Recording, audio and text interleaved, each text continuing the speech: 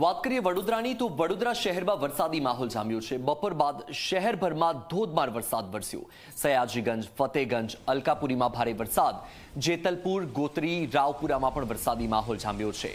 લાંબા વિરામ બાદ મેઘરાજાએ પધરામણી કરી। વરસાદ થતા ખેડૂતો સહિત સ્થાનિકોમાં ખુશી।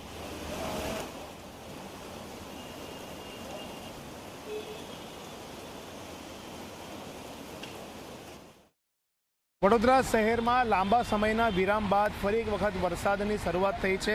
વડોદરા શહેરના અનેક વિસ્તારોમાં જે વરસાદ છે તે વરસી રહ્યો છે। સયાજીગંજ, ફતેગંજ, જેતલપુર, અલકાપુરી, ગોત્રી, રાવપુરા, દાંડિયા બજાર, ચાર દરવાજા વિસ્તાર સહિત અનેક વિસ્તારોમાં ધીમી ધારે જે વરસાદ છે તે વરસી રહ્યો છે અને વરસાદના કારણે કહી શકાય કે જે લોકો છે તેમને રાહતનો શ્વાસ લીધો છે, કારણ કે વરસાદ ન હોવાના કારણે અને ઘણા સમયથી વરસાદે વિરામ લીધો હોવાના કારણે જે વાતાવરણમાં ખૂબ જ ગરમી અને ઉકળાટ ભર્યો જે વાતાવરણ થયું હતું તેના કારણે લોકો તાહીમામ પોકારી ઉઠ્યા હતા। લોકોને મુશ્કેલીનો સામનો કરવો પડી રહ્યો હતો।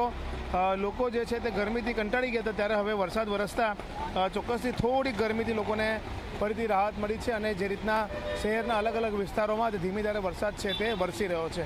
કેમેરામેન મુકુંદ દવે સાથે રવિ અગ્રવાલ, ઝી મીડિયા, વડોદરા। તો આ તરફ ભાવનગર